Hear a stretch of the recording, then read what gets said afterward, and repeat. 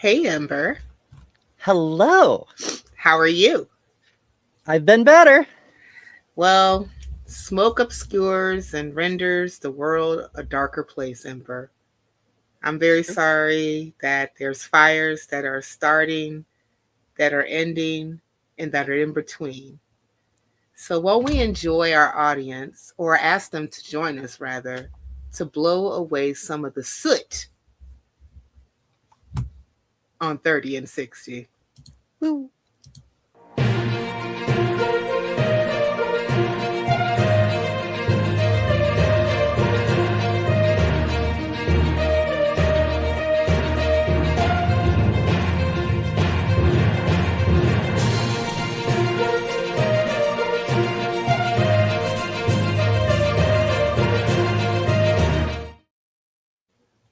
Welcome to 30 and 60, the secular news show where we bring you greater depth on some of the most impactful stories of the last month to the humanist community. If you enjoy content like this, be sure to subscribe, ring the bell for notifications so you never miss a show, and use that share button to send your friend who voted for his own firing this video. It's the civilized thing to do. Skeptic Haven is monetized, and that means you can send super chats to hit us with your best questions, and we'll have no choice but to answer them during the show. You can also ask questions the regular way, and we'll try to get to as many as we can. But first, this is our first show since the inauguration, and our first show, well, we generally do these once a month, but it's our first show in February, which is Black History Month. Yay! Yeah! Robert Smalls, how you doing, sir? So good to see you. Yeah. Yes. He's a cool critter.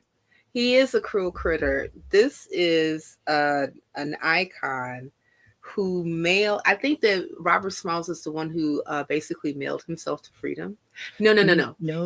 No, that's not true.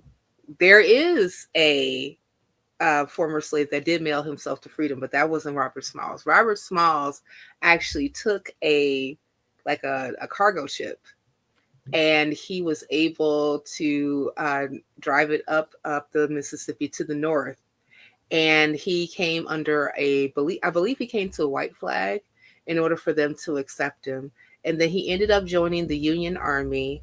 And then after the Civil War was over, he ran for office and was one of the first Black United States congressmen to actually serve in the South. You're very, very close on Almost. Okay. almost every point. You were correct. He's one of my favorite heroes. Yes. Because he pirated himself to freedom. He was did. a He slave did. crewman on the ship Plantain. The name's not super important. It was the ship itself was conscripted by the Confederacy during the Civil Right. War, Right. and he was forced to serve as a crewman. He and several Mhm. other crewmen took over their own ship, kicked the Confederates off, sailed to freedom, and flipped sides so that they stole a Confederate warship and turned it over to the Union, and then the Union just let them keep using it. So in Yeah. between missions, they would also smuggle more people, including their own families, to the north and to freedom. It's just such a wonderful story. It is, yeah, he stole the CSS Planter, a I was in the neighborhood. Confederate. Yeah, yeah, you were close. We were all close. It's great. Yeah. A Confederate military cargo ship during the American Civil War. So yeah, but no, he's a cool guy. You know that they were actually talking about making a movie out of this. They should. I've been saying that Yeah, for years. It's such a freaking epic story. I mean, yeah. the holding office post-war, great Mhm. accomplishment, but after a life story like that, it's a footnote. Yeah, exactly. I think that that's more so like the cherry on the top of the icing, right? Mm-hmm. Like, if we really want to talk about the cake, the cake is taking of the CSS Planter, in my opinion. Yeah, for sure. Yeah. But I had other things to say a little bit about Black History Month, if that's okay. Absolutely. Well, I think that it's important nowadays, since we are having an issue with the White House wanting to basically erase the accomplishments of African Americans, then we should talk about it. Mhm. And, if we really wanted to talk about Black History Month, we got to start from the beginning. So, Black History Month actually began as Negro History Week in 1926, thanks to historian Carter G. Woodson. He understood the Black achievements were being erased, ignored, or outright stolen. Expanding to a full month in 1976 was an acknowledgement of what has been obvious. Black history is American history, right? Yet today, we see a push to erase that history again. When the White House and conservative politicians attack Black studies, ban books, and sanitize slavery as mere skill training, it's not just historical ignorance, it's intentional suppression that they want us to forget to downplay centuries of resilience, rebellion, and brilliance. And that brilliance goes the usual names in textbooks. Take, for instance, Dr. Charles Drew, who I actually educated a person about this week, whose work with blood plasma saved countless lives, but also whose contributions were dismissed because of racism. And just a footnote, the very thing that he discovered when it came to blood plasma could have saved his life, but since he was at a White hospital, he wasn't actually treated with the very thing that could have actually given him life. What a very, very big tragedy. It's just rude. It is. I agree. But take also Zora Neale Hurston, who is a prolific author. She wrote Their Eyes Were Watching God, and one of my other favorite books by her was Barracuda. She was a literary powerhouse who captured Black life with the raw honesty, but also refused to conform to mainstream expectations. She also was LGBTQ. And then there's also Hubert Henry Harrison, who was from St. Croix, and he was a free thinker and a radical intellectual who championed Black self determination and challenged both white supremacy and religious dogma. Their stories are not just in February, but they should be told every single day. So, Black history isn't a side note, it's the foundation of American culture, politics, and progress.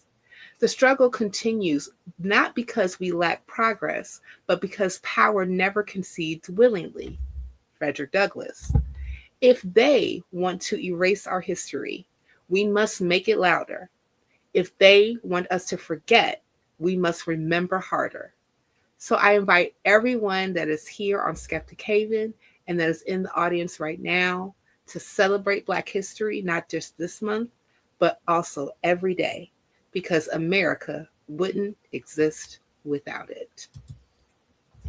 Absolutely. And there are so many people, names get brought up frequently. I often mention Robert Smalls because his story is one of my favorites. Mm-hmm. A lot of people mention Harriet Tubman, who was Yeah. basically a land pirate, Yes. kept returning to the Confederacy over and over at great personal risk to bring more people out of it. That's Her right. grave is actually fairly near where I live in Auburn, New York. Oh, wow. Yeah, so she was sort of a big deal when I was growing up, and Mm-hmm. that's really cool too. Yeah. But one of my personal idols on multiple levels Hmm. is Marsha P. Johnson. Yes, Marsha P. Johnson was that chick. Yes, she That's was. right. That's Now, she's right. most famous for helping to instigate the Stonewall Rebellion in 1969. This is a photo of her at one of the anniversaries. And she's super well known for constantly having flowers in her hair. Mm-hmm. There are pictures of her without. It wasn't an everyday thing, but it was pretty Sure. frequent. In several of her biographies, they mentioned that on days when she could get them, sometimes florists would just give her flowers because she's just that fucking magnificent. But every time she could, she would have the flowers because, you deserve to feel fucking fabulous. I And agree. once I learned that, that's when I started adding these flowers to my hats because I'm like, fuck Oh, yeah, Marsha. And yeah. also, totally unrelated to anything, but by pure coincidence, she and I have the same birthday. Oh, sweet. Yeah. Lovely. I love that. Yeah, Marsha P. Johnson was a badass. And, Hmm. I love that she stood up for, queer folk, especially trans folk during the Stonewall. I don't particularly care for calling it riots. I know that that's how history has depicted it. I kind of just wanted to call it Stonewall Justice because Hell yeah. they stood up for what was right. I mean, those people were just coming to Stonewall just to live their best lives without impedance, and these cops came in harassing them. And Marsha was like, "Bitch, no, I won't go." And I respect her for that. Her and Sylvia Rivera, and this was way back in the day when there was no differentiation within the LGBT. It Mm-hmm. was everyone was just gay, because gay was the term for queer, what we now call Right. queer. If you're any kind of GSM divergent, you're also queer. Well, that's what Mm-hmm. gay meant at the time. Right. So there were actual, what we now call gay men, but Mm-hmm. also lesbians, but Mm-hmm. also bi people mixed in, and trans people and intersex people. Oh, I mean, holy shit, intersex people have never fit in anywhere except in gay culture. Yeah, You that's true. it was everybody, and they just Mm-hmm. wanted a place where they could exist and Mm-hmm. not be pressured. But no, no, we can't have that. We can't Mm. have nice things. And coincidentally, it was actually the Black civil rights movement that inspired the fighting back at Stonewall. It was Martin Luther King and Malcolm X. They were seeing the Black movement. They were seeing women's rights making progress, and they're saying, this is the age of civil rights. Mm-hmm. We need to stand up and say, hey, this should be civil rights for everyone. Right. And they were right. Right.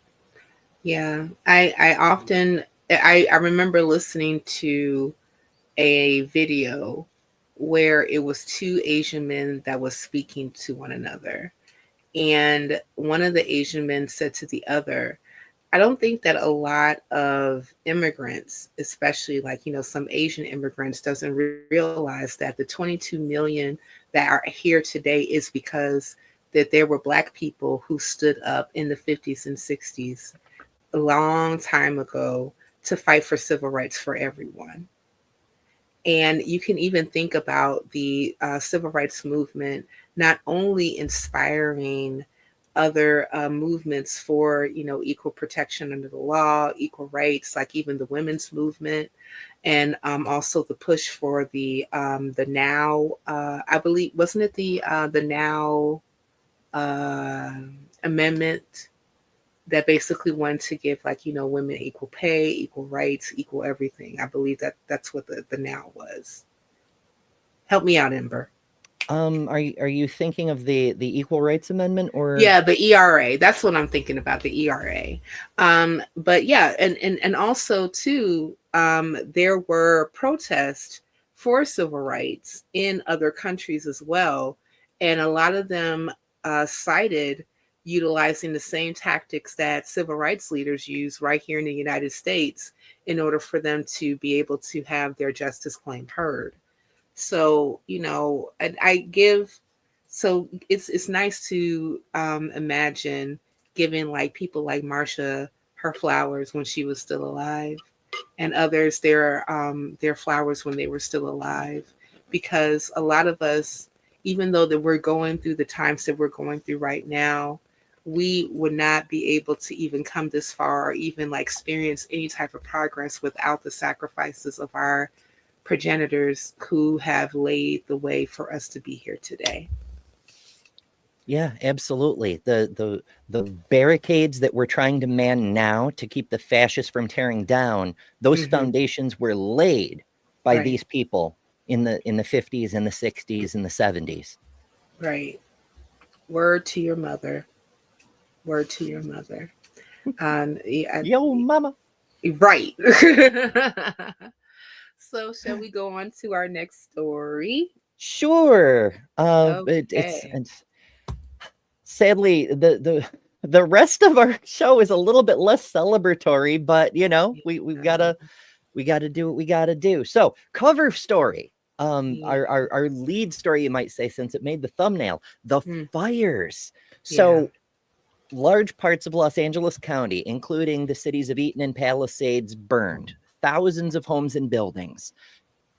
Why? We're told there's a number of factors, including the Santa Ana winds, a dry season, Mhm. and of course climate change has been making everything worse, but also human arsonists. Once they start seeing the city burning, other people were running around, and I don't want to say it was the Proud Boys, but there were some sus individuals running around actually starting fires to make the situation worse. Mhm. There's a lot to that, and it's more than just the media exposure we've been given with the Hollywood super rich superstar saying, "Oh no, I was in my 3-acre swimming pool this morning, and now that house is gone." Yeah. Like, this is an entire city, Yeah. several entire neighborhoods. You know, Yeah. it's I the only thing that I would say about this particular story is that I know that there's several factors that contributed to the devastation that happened. I mean, like even like according to Fox LA, you're talking about like over 40,000 acres of land that is completely burned. You have more than 2 dozen people that have been killed and thousands of homes that have been destroyed. I don't want to necessarily downplay arson because yeah, that was a thing, but I do push back against some right-wing pundits that try to put the blame mostly on arsons, or like mm, you would probably hear like some blame going to Antifa and all this other mess, instead of also looking at some of the big factors like the winds that you mentioned, like climate change. Like, how about, dig this, how about Southern California has suffered plenty of times from wildfires, and a lot of the contributing factors is that some of the natural barriers that they did have in the forest got got cut down and cleared to expand houses in the hills. mm-hmm. I mean, that's a big factor too. And I don't think that that's something that a lot of people, when we're talking about stuff like this, are really bringing up. And and I'm just thinking to myself, like, gee, if we really want to fix some of the issues that's going on specifically with California wildfires, we have to also look at the environmental factors as well. Am I wrong? Oh, no, absolutely. I mean, you know, fires happen. That's why every city has fire departments, because Right. they just happen. But these weather conditions are more extreme than we've ever seen, and Right. made it so that when those fires that happen anyway occurred, they just immediately got completely out of control. Yeah. And you know, we eventually did start to get it under control, but there was a lot getting in the way of that. Yeah. Trump withholding federal aid for a long period. For a while, the Canadians were helping more than Washington, D.C. was. Yeah. That's Absolutely insane. unreal. That's insane. And Wasn't he also trying to keep like aid from them, like through FEMA, because it's California and they're new to yes, him? because if they wouldn't do some political thing or other that he wanted, you know, the exact thing that presidents are never supposed to do, is no, Right. you're not getting aid unless you bow down and worship me. Wow.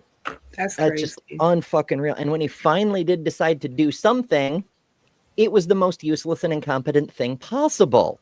Oh, open This up the is reservoirs? Yeah, this is a social media post Mm-hmm. about the story, because I wanted to include the comment, because Mm-hmm. the caption read, "For a photo op and a bragging media post, Trump minions at the U.S. Army Corps of Engineers have thrown away millions of gallons of water farmers were relying on for later this year. This water is not anywhere that would be useful to fighting the fires. It's not going to be recaptured. It's not going to be used in any way. It's just dumped directly into the ocean. Millions and millions of gallons. just wasted. So he can say, hey, I sent water, but he sent it to the wrong fucking place. Yeah. And now later this year, when those reservoirs are freaking empty, what are they going to do? Blame Biden, probably. Yeah, they're gonna blame. No. I got you better. They're gonna blame DEI. Ah, yes. That is the boogeyman of today. If you did not know, Ember. Yes, it Yeah. must have been one of those women helicopter pilots at it again or something. Oh, but Yeah. I'm getting ahead of us. Yeah. I was about to say the black control tower people, or dwarves, according to the White House. God, they're so freaking incompetent. Okay, are we ready for the next story? Sure. So, Okay. following our theme of incompetence, Yes. the federal funding freeze Woo! was a thing. So Yes, it Trump did is. an executive order. He officially suspended federal grants and loans, which impacted all kinds of things, including the operation of nonprofits, the function of hospitals, critical research, and so much more. We could, if we tried to read the list, it would be the entire show. Yeah, He fucked up everything. yeah, he did. States and various organizations sued, and they've got an injunction put in place so that the freeze is blocked while the case progresses. But Trump is ignoring that court order and has continued to withhold funds from organizations and hospitals like the VA, scientific research, and all sorts of things. I mean, this is aside from directing organizations like the CDC and the Cleveland Clinic to delete medical information. This is a totally different thing. Yeah. And we went with this image because of the quote that comes with it. It reads, "The use of federal resources to advance Marxist equity, transgenderism, and Green New Deal social engineering policies is a waste of taxpayer dollars that does not improve the day-to-day lives of those we serve." Freezing the funding for, first of all, Marxist equity, transgenderism, and Green New Deal. None of those things are actually a thing, but whatever. How does keeping the hospitals from running improve the day-to-day lives of those we serve? Who exactly is the those we serve in this case? I do have to wonder. Inquiring minds want to know, Ember. But I find it just so I find it like so ironic, because you know how much he loves to talk about veterans and the people from our armed forces and the heroes that have served the country and that has helped us out of different different conflicts as time has gone. Those are, the main people that are going to be suffering because they're not going to get the aid that they need are veterans. I mean, I'm wondering to myself, has has he been told this, or he's just completely ignoring it for kicks and giggles? He's been told a whole lot of things and clearly has no interest in reality. He just declared, this is the same man who, in a slightly more healthy mental state, thought he could change the path of a hurricane by drawing on the weather map with a Sharpie. Well, he was watching Kat Kerr, right, who had a wand. And therefore he said, hey, if I put a Sharpie at the end of a wand, we're good, right? Right? Good grief. Well, it's magic. It's sorcery. Why not? It is. Why not? Well, I mean, like, we got to give the courts, their flowers for right now for trying to block the musings of a megalomaniac. But of course, there's going to be a lot more that needs to be done, because when it comes to a lot of these particular executive orders and the harm that they do, he's just pushing forward regardless of any type of warnings that happen to come to him or his cabinet. It's insane. Yeah, like a fascist. He doesn't care what damage it causes. He's just going to declare things. And if you point out that they're going horribly wrong because he's incompetent and doesn't understand what he's doing, it's your fault. Right. Blame DEI. Absolutely.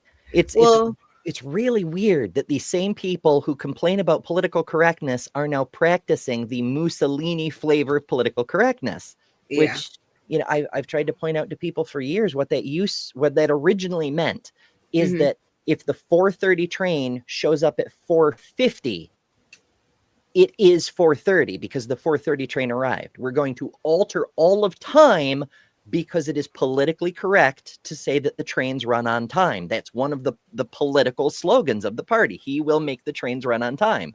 If the Mm-hmm. 4:30 train shows up, it is 4:30, regardless of what your clock says. Mm-hmm.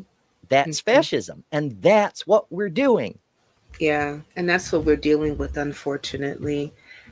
Speaking of declaring things that are out of time, I heard, well, okay, that's a bad segue, but planes are falling out of the sky, Ember. They are. The 4:30 planes are not arriving. No, they are not. They are not arriving.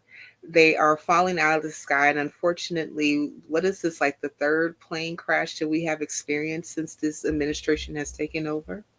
5 in 10 days. So Oh my fucking everybody has God. seen this video. Yeah. Um, we can mute it and let it play in the background. That's the Army Black Hawk helicopter crashing into an aircraft right very close to the Washington D.C. airport. Hmm. There's a lot of things that went into this. After taking office, after Trump took office, the head of the FAA was forced to resign because he had fined Elon Musk for his rockets blowing up for not following safety regulations, Right. which of course is the FAA's fault because fascism. So the head of the FAA was forced to resign. Trump declares a hiring freeze and the termination of DEI jobs, then threw out those buyouts that forced more air traffic controllers out of their jobs, and then an unprecedented array of incidents ensue. As stated, we're now at 5 crashes in 10 days. There was another one in Alaska just within the last several hours. Right. I mean, this one over Washington is absolutely crazy because there's supposed to be a minimum of 2 air traffic controllers on duty at all times, one Right. for the commercial traffic and one for the military traffic. They Mm-hmm. were trying to handle both with one Right. because that's all there was. Yeah. I got a little information about the Alaska crash. If you don't mind, if I just read a little bit from the AP News. Sure. So, authorities are working to recover the wreckage of a plane crash in western Alaska. The word is Alaska, by the way.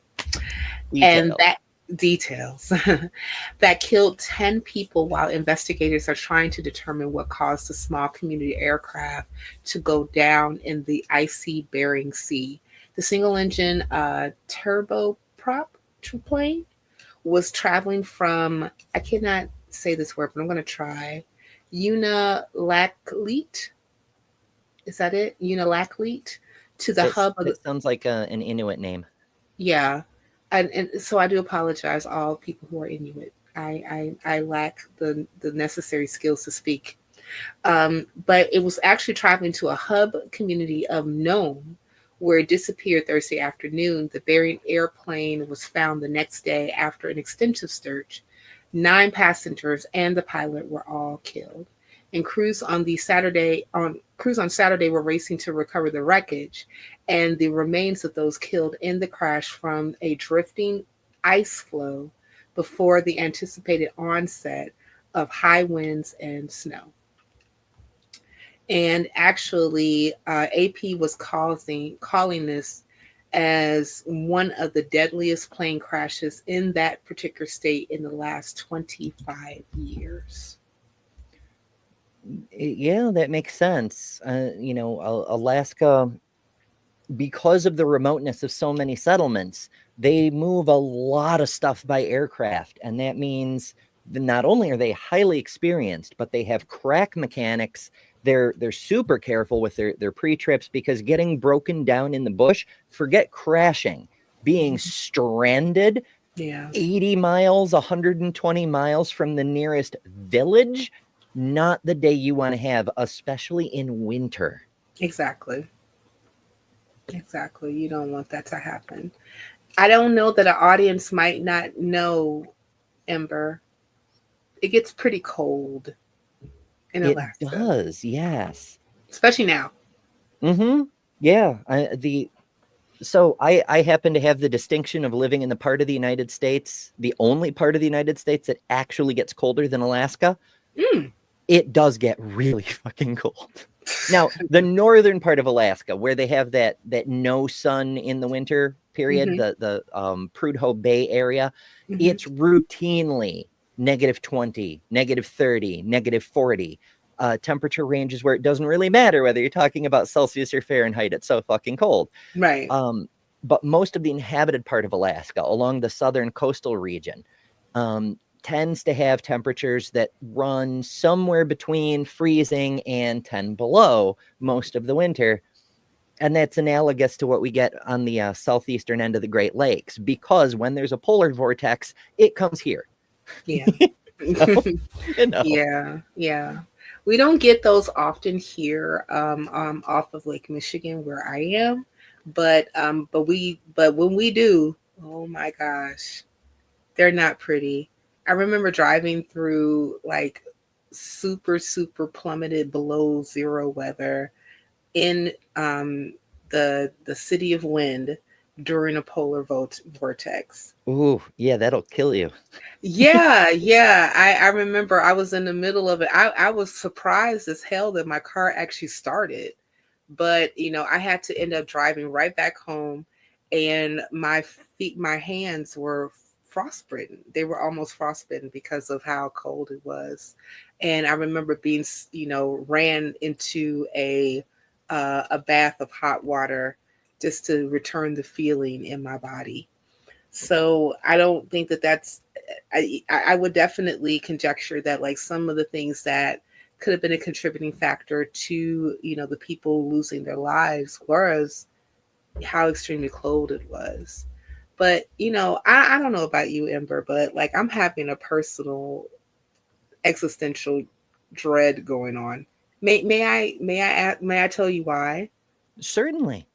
I'm having some existential dread because I'm scared that you know these issues that we're experiencing are not going to stop in time when it's time for me to fly.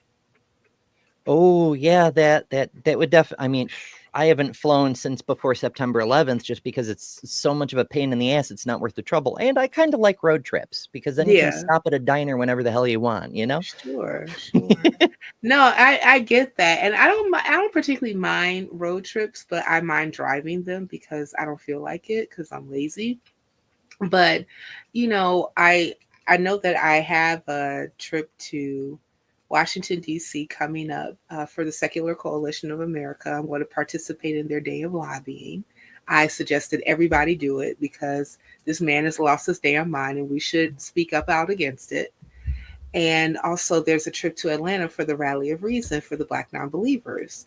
But I have to say, I am scared shitless taking a plane, even though that there have not been any incidences going from Chicago to other places yet when Mm, it comes to flights. But your girl is scared. I'm just saying.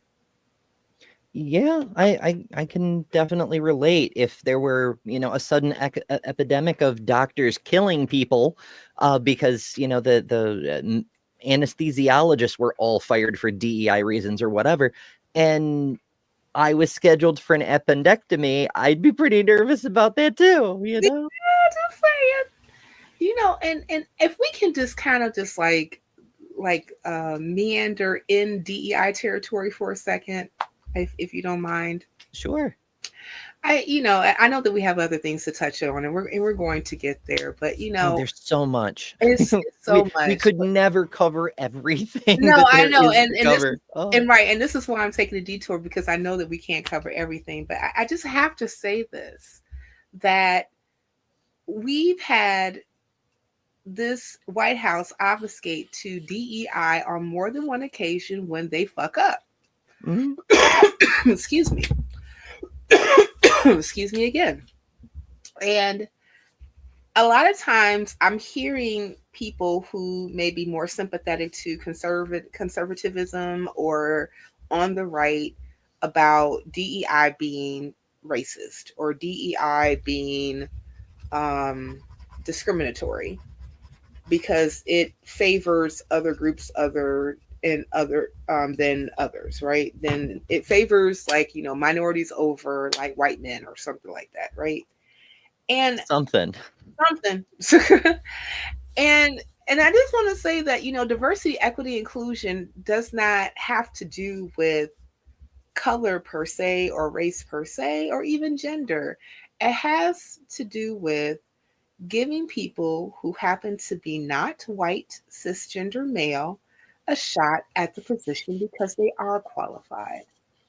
Like, no unqualified person who happens to be hired because of DEI is there because they don't have the credentials for being there.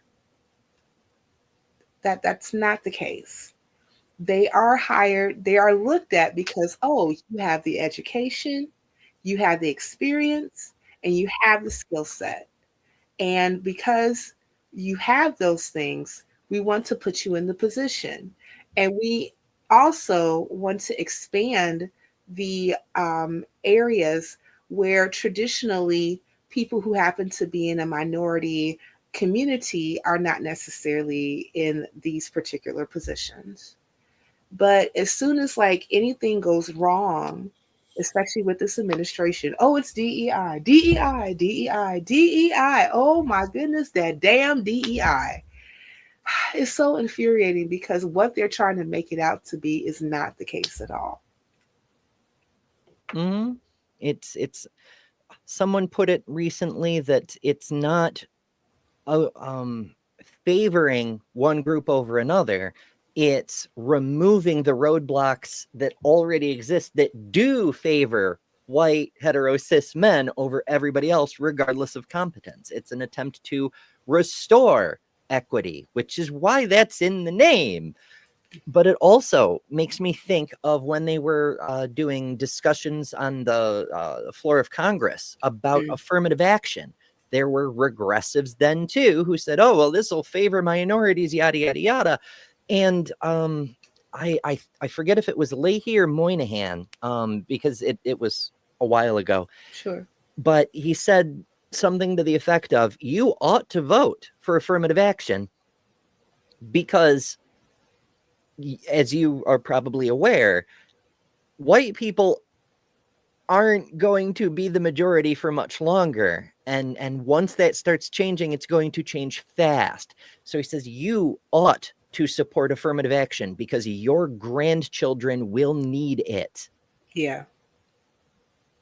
Yeah. And that's what the fascist types don't understand, is that a lot of these things are in place not only for the advancement of minorities who have historically had a much harder time, but to ensure equality for everyone when the situation changes. It's exactly the same as the First Amendment protection, where we don't favor any particular religion, because Hmm. someday we may have a Muslim majority in this country, and the Christians shouldn't have to live under Muslim rule. Correct. Correct. Well, we're living in bizarro world. Mm-hmm. Mm. And Speaking of bizarro world, you want to go to the next story? sure. I mean, goodness knows there's enough of that. Oh good. Oh boy, oh boy. All right. Let me see here. Share this tab, Bigify. Oh, that's a lovely. I paused it up. So we don't actually need the video. The visual is just for what was going on at the time. Trump spoke at the National Prayer Breakfast. Okay, you know what? Let's back up and do some background. Buzz In back. Yes, Mm. in 2022 and 2023, Biden created a task force to combat anti-Muslim and anti-Semitic bigotry. Evangelicals consider persecution of anti-abortion terrorists to be persecution of Christians based on their beliefs rather than their Mm. criminal actions. So Trump decided to create his faith office to enshrine the supremacy of Christianity, specifically the evangelical hardshell flavor, into the federal government. The task force is to create the image of reversing the perception of Biden's pro-non-Christian and therefore anti-Christian efforts, and to play into that conflation of criminal activity with the victims of religious manipulation. In other words, it's all optics, but incredibly damaging nonetheless. Yeah. So during the prayer breakfast, Trump made the declaration, and then yesterday he signed the executive order making it official. There is now a White House faith office, and he's directed the Department of Justice to seek out and destroy everything with an anti-Christian bias, whatever that means. But considering how the way conservatives word things, it's a little bit scary, because what does anti-Christian bias mean? To a normal person, that might be things that are seeking out and harming Christians.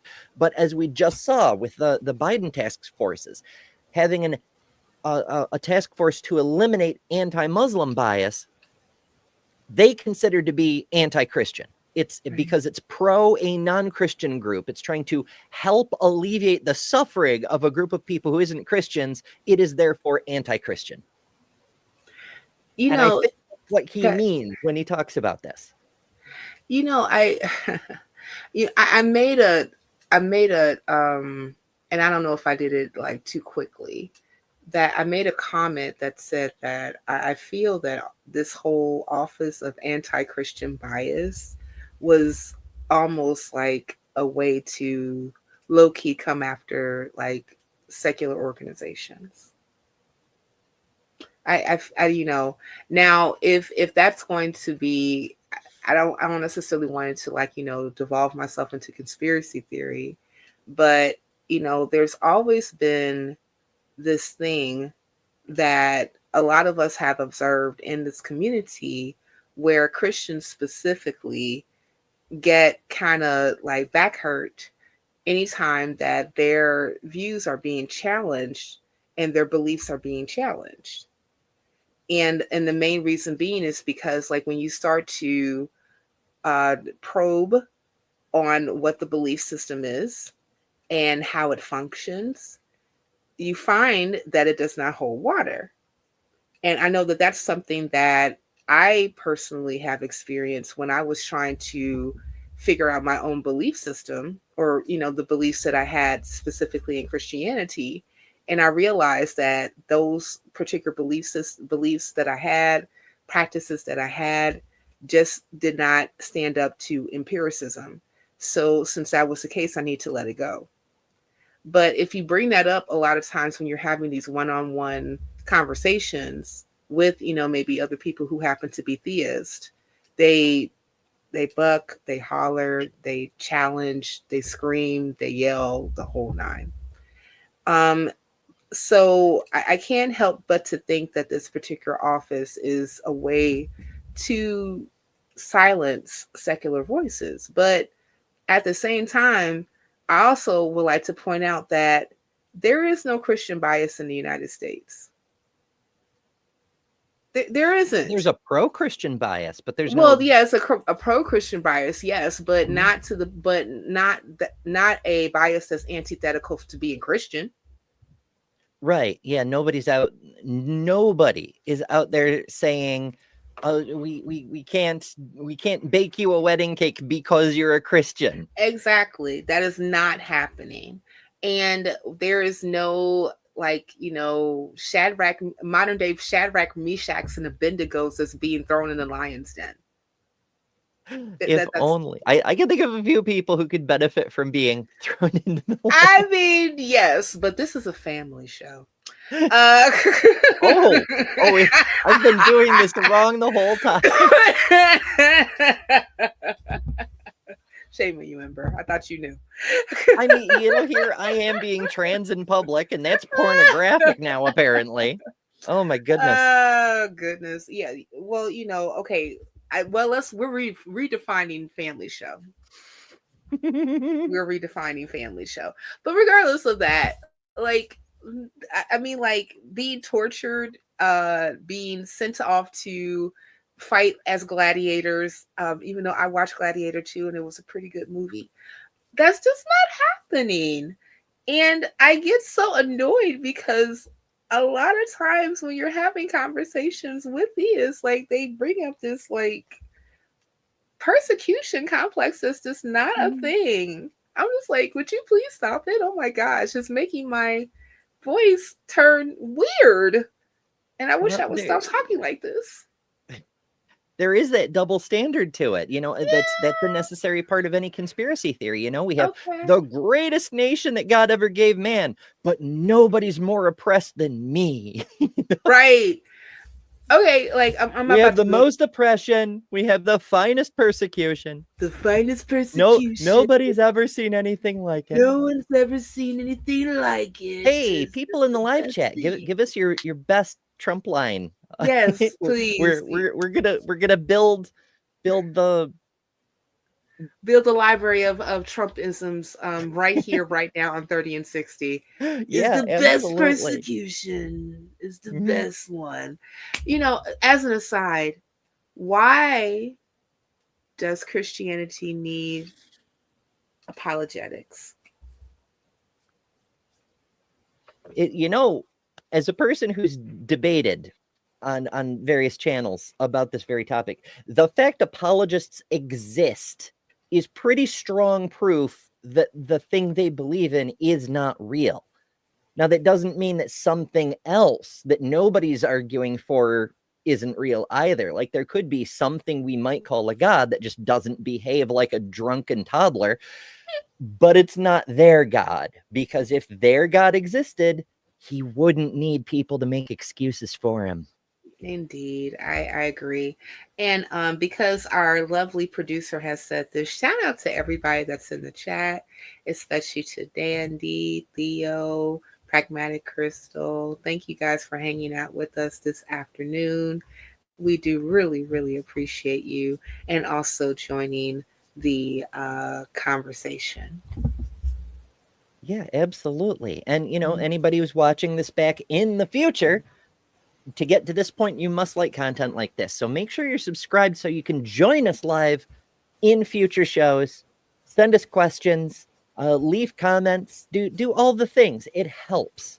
It really does. Yeah, the algorithm is a fickle taskmaster, and we're not exactly the kind of content that it likes to push. We're not dramatic enough. We're not already billionaires. That sort of thing.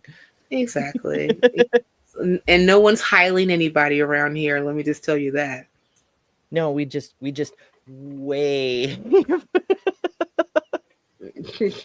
Indeed. Oh my goodness. Well, my dear, like, I think that we're coming up into the hour, so we better go ahead and breeze through what the rest of the stuff that we need to go ahead and get to. Okay, well, we only have one more main story, and we have some additional things we could touch on. Little behind the sauce, how the sausage is made on this one. We collect a bunch of stories. We have a few we definitely want to talk about, and then we have a few extras in case there's extra time, because we Right. never know how long a specific discussion might take. Mm-hmm. I mean, the two of us, we could do any one of these stories for a full hour, but we do try to get to several things that are of interest to the secular community. Indeed. All that said, this is the last one that we definitely wanted to talk about this week. Total trans youth care ban. This is Executive Order 14187. I know Trump doesn't like to number them, but it's a handy reference to keep track of which one goes where. And there's a lot to this. It goes on quite extensively. There's a whole bunch of rhetoric about maiming and sterilizing a growing number of impressionable children. Shit that just literally is not happening. It goes on. It defines children as anyone under 19 years of age. We could do a whole show based on that alone. Now, to the credit of several states and medical organizations, they've said they will not be following these guidelines, much like they will not be following several other of Trump's illegal orders. Because remember, an executive order can only direct federal agencies what to do. He can tell the director of the FBI to not hire any more computer programmers, but he cannot tell the states and the hospitals and anybody else what to do with an executive order. That's not how that works. That's not how it has ever worked. This is an illegal executive order. Not only is it, morally reprehensible, but it's not legal. No, it's not. But and go ahead. I'm listening. It's worse than that, because it does carry some significant consequences, as has been touched on and researched many, many times over the years. When there are bans on trans healthcare, especially for kids, it leads to an increase in suicides. Yeah. It's quite bad. This NPR story I picked as representative of this because this is a Kentucky state senator talking when they were doing the Kentucky trans youth healthcare ban. Mm-hmm. She was testifying before her legislature because her son was a trans person who died by suicide. She said, she had a good quote in here. My child is dead. Kentucky Senator Karen Berg said at the State House during the debate over that state's anti-trans bill in February 2023. Your vote, yes, on this bill means one of two things. Either you believe that trans children do not exist, or you believe that trans children do not deserve to exist. And that's exactly what we're talking about. That's the consequences. It's every time care has been taken away, it results in higher suicides. And it's not because we can't get the medicines we need to feel like ourselves. That's part of it, but that's a very, very small part. It's because it takes away hope that things will ever get better. It's because there are social consequences. It isn't just healthcare. It's a powerful authority telling the population, you do not matter, that it's okay to hate you, that it's okay to attack you, that they want a world without you in it. And they're going to use their power to sway their minions to make sure that happens one way or another. I thought it was alarming. If you look at the beginning of the story, which was like posted in September of last year. Yeah. And it said that after states pass anti-transgender laws aimed at minors, the suicide attempts by transgender and gender nonconforming teenagers increased as much as 72% in the following years. And that was said by the new study that was by the Trevor Project. And it's important to note a key distinction. A lot of studies talk about suicidal thoughts, suicidal ideation. This is suicide attempts. Yeah. And by definition, these statistics are flawed because we can only count the people who attempted. The people who were successful are no longer around to participate in surveys. Right. So we already have skewed data because of it. But I mean, but regardless of like the ones who've attempted to the ones who were successful, I think it's still alarming. I mean, like, I don't understand how, well, no, I don't. I don't understand how you can have whole legislature bodies just completely ignore the standard practices of care when it comes to children. Yeah, they don't give a shit what is factual because, I mean, they're evangelicals. This is one of the main problems with any conspiracy theory. When you turn off your critical thinking, you lose the ability to think critically about anything else. They truly believe that if you wish a thing hard enough, it becomes true. Right. And that's when you have to say, like, honey, this is not Hogwarts. This is not how this works. I wanted to read a quote by Theo when he said that the recent Trump lines were so inhumane and imperialistic, I can't even laugh about it or pick a fave. And that's real.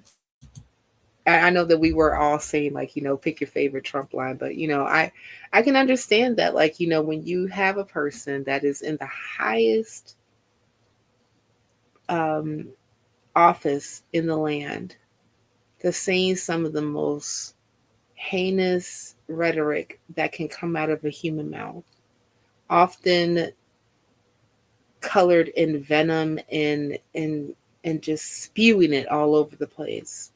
It's difficult to find where the silver lining or even where to laugh would be. But the only thing that I can say to this, and I know this is an aside, but I have to say this when we're reading any of these stories and we're talking about any of this stuff, people, in my mind, the only thing I can think of is resist. Existence is resistance. Exactly. First of all, survive. Right. Right. We Or have to. as I've been saying Yeah. lately, stay with us. Yes. Please. And we'll continue to be here, people. We'll continue to try to hold space for the community because as we are all here and we're all dealing with the things that we're dealing with, know that you are not alone, that we are here for you, and we can get through this together.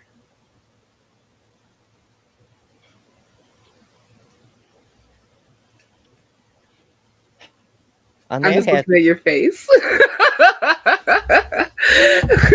this is why we lean into the bleak humor, the gallows humor, because like, I mean, we could do the whole I regret that I have but one life to live for my country or to give for my country, but I mean my country's trying to kill me. So fuck Yeah. them. You know? Yeah, exactly. Like, my country is trying to erase my existence and everything that my progenitors have contributed. My country is also trying to kill Ember. And And my I'm not even country, speaking figuratively. I am speaking no, quite no, literally. no. I We're saying literally this is what's Mhm. happening.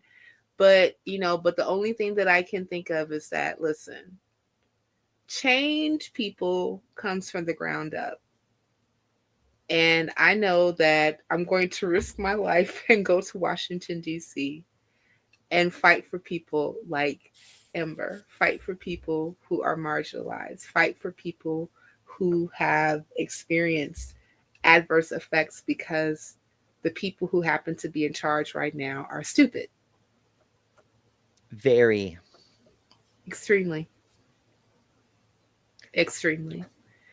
And I think that this is an appropriate time now to tell people how they can support the show. Ember, All right, let's do the spiel. That's our 60 for this time, folks. Thank you all yeah, so much for joining us. A big thank you to our channel members and especially to our patrons who include Paul Camish, Karen Butcher, Puck, Helen Green, Logan Fisher, Amanda McLeod, Eric Ozols, Rion, Deneen Murphy, Dan D, Michael Wiseman, Sunny Shell, Aaron Coalson, and Phil Calderone.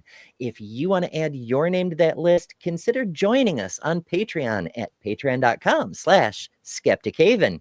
And if you made it all the way through this show, you must like this kind of thing. So be sure you're subscribed to make sure you also catch Let's Talk, Black Free Thinkers, The Sunny Spot, Women Atheists Unload, Global Atheists, and of course, more 30 and 60. From all of us at Skeptic Haven, mind the gap.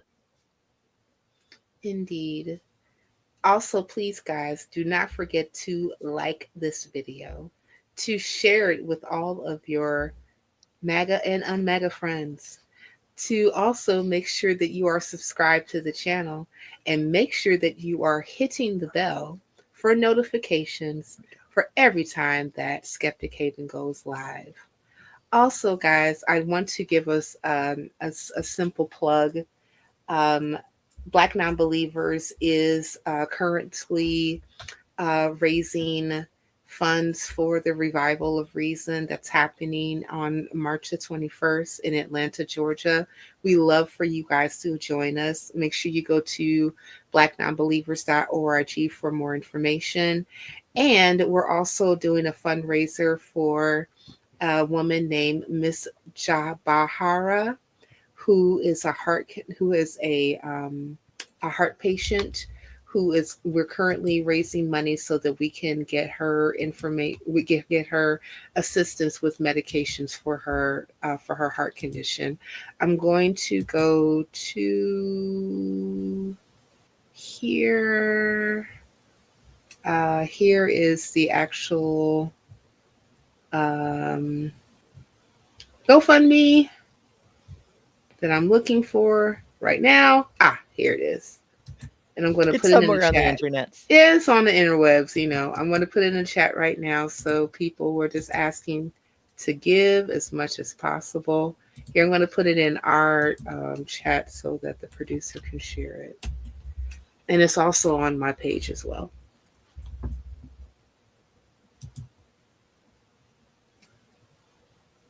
Right. Yeah. There you go. Very good. All right. So I just want to tell Miss Ember, thank you so much for being here today and sharing your wealth of knowledge and also your enthusiasm for the news. Well, I mean, the news hasn't been that exciting. I mean, it's been exciting, but it's not like the sort of thing you get all, yay, let's talk. Oh no, we don't want to talk about any of these things. Mm-hmm. So if you have the opportunity to make some good news happen in your communities, seize it. Carpe diem. So we have something happier to talk about next time. Exactly. Also, guys, another thing you can do is submit stories to us. Did you know that? You can submit stories to us. Kat, can you please put up the email address for Skeptic Haven, please? Hell yeah. We that old email that says skeptichaven@gmail.com. I actually did not know there was one. Excuse me. Sorry, guys. I am under the weather. I'm fighting this flu, and it's really kicking my butt. But yes, I had to type it in, Cynthia. Sorry. It's okay. Yes, guys, but you can. If you want to submit stories to us that you would love for us to talk about at the next 30 and 60, please go to skeptichaven@gmail.com. Also, you can go there as well to express your interest if you want to volunteer. We're looking for producers. We're looking for content creators. We're looking for background people. We're looking for call screeners, especially for Let's Talk for our Sunday show at 7 p.m.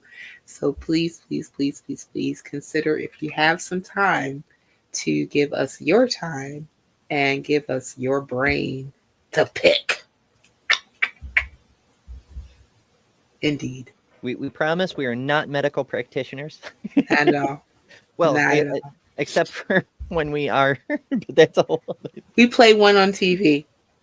There are a few actual medical professionals and psychiatry professionals and a bunch of other specialty fields who do drop by from time to time. They do, and we are very appreciative of all of them, but we are not one of them. No, we are not. All right. I think that's going to do it for this time, folks. Once again, thank you all so much for joining us. And remember to stay tuned.